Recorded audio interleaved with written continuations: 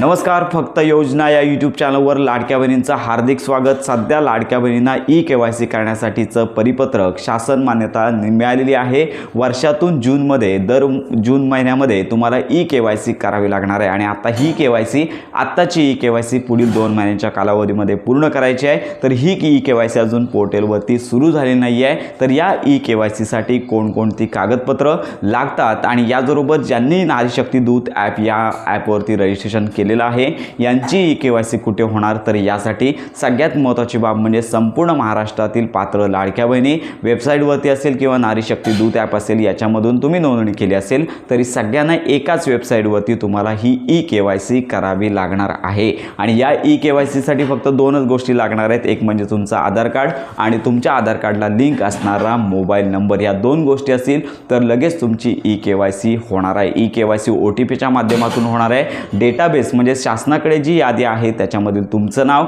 आणि तुमच्या आधार कार्डवरतील नाव हे मॅच झालं तर तुमची ई-केवायसी होईल, अन्यथा ई-केवायसी होणार नाही। याचबरोबर जून, जुलै आणि ऑगस्ट तर हे हप्ते आले नाही आहेत, आमचा अर्ज पात्र झालेला आहे अशा लाडक्या बहिणींना देखील ई-केवायसीला सामोरं जावं लागणार आहे। आणि सध्या तरी ई-केवायसी झाल्याशिवाय सप्टेंबर महिन्याचा लाभ वितरित होण्याची शक्यता कमी आहे। तर अशा प्रकारे आत्ताची ही महत्त्वाची अपडेट सर्व लाडक्या बहिणींपर्यंत नक्की पोहोचवा आणि ई-केवायसी सुरू झाल्यानंतर संपूर्ण माहितीपर व्हिडिओ आपल्या चॅनलवरती दिला जाईल। तर अशा प्रकारे योजनांसंदर्भात खात्रीशीर माहिती करता आपल्या फक्त योजना या यूट्यूब चॅनलच्या कनेक्ट राहा।